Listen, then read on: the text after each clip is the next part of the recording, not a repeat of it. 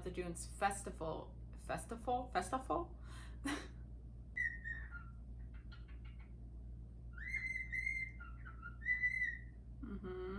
What's going on, YouTube? My name's Anna, and today I'm going to be telling you the story of Diana of the Dunes. Let's get into it.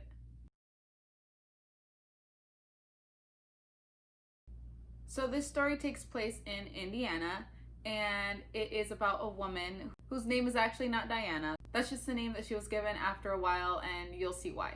So this story takes place in the 1900s, early 1900s. I think 1915 is when it really started to take off.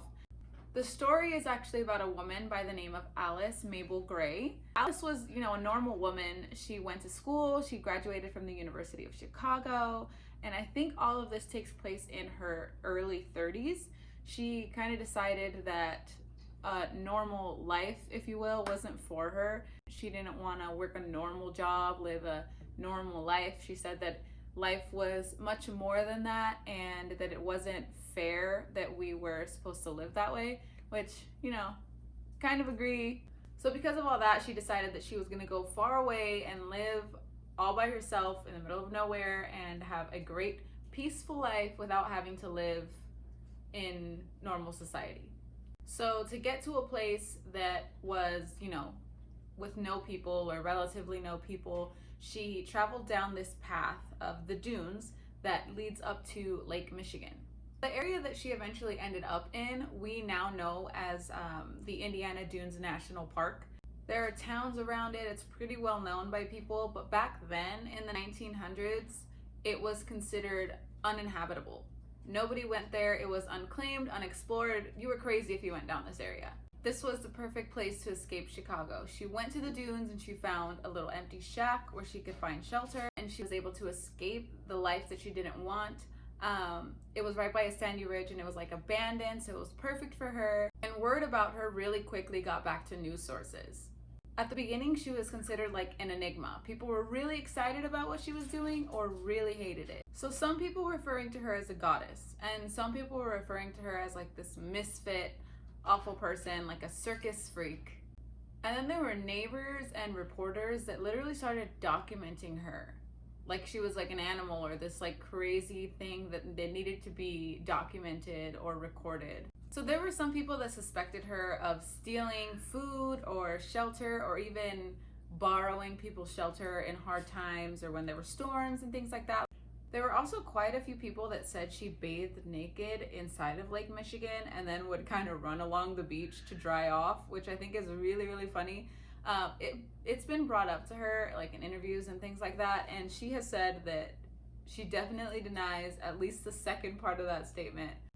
And unrelated but also super cool, people said that she was a great shot. Like she was an amazing hunter, better than most of the men that were around the area or that also enjoyed hunting. So I think that because of all of these facts, she also received the name Nymph of the Dunes, and that later turned into Diana of the Dunes. And I think it's just because it was more catchy for one, but also because they compared her to the Roman huntress Diana. So that's how Diana of the Dunes came about. She lived like this for about 10 years, give or take, which I think is amazing. A lot of people do this now. It's not so much considered like this enigma or this, I don't know, like insane life path. But being like one of the first people that really decided to take this on and kind of believe that there was no other life path for them is super interesting to me. Later on down the line, she met somebody that would become her husband, and a lot of people refer to as the caveman, and you kind of assume that those two people would go well together. But there were actually a lot of reports of him being abusive, and even even her death was potentially suspected to be a murder by her husband after their second child. She died of something called uremic poisoning, and people say that that could have been caused by punches to the abdomen after her second child, which is awful and really sad. But after she passed away, it said that her soul did not want to leave the freedom and wonderful place that was the dunes, and her soul stayed there. There are a lot of reports of people that have gone to this area, to Lake Michigan, and they say that they do see a naked woman running around the dunes. They say they see a naked lady on the lake, they see a naked lady on the beach, they say that they see a naked woman running into the beach and then just somehow disappearing, and everyone just kind of assumes it's Diana of the Dunes. She's still there and she's still living her life the way that she did when she was living. And another fun fact that I don't know if they're still doing it to this day, but there used to be a Diana of the Dunes festival that took place in Indiana to honor her and her, lifestyle and the freedom that she embodied. Either way, I think it's an amazing story. The courage, the bravery, everything that she embodied. I think she was such an amazing character, amazing person it seemed, and I think that maybe she inspired a lot of people to just live more freely and to just not really care and to not settle for things that don't make you happy. I think that's a lesson that we should take away from this video.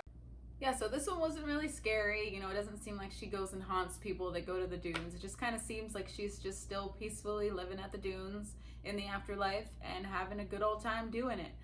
Let me know if you've ever been to the dunes, if you've ever seen her, if you've ever seen this naked woman running around on the beach or the lake. And if you live there, have you ever even heard of this story? Is this something that's talked about? Is this festival still happening? Yeah. Thank you so much for watching. I hope you enjoyed. Make sure to like and subscribe, and I'll see you next time. Bye-bye.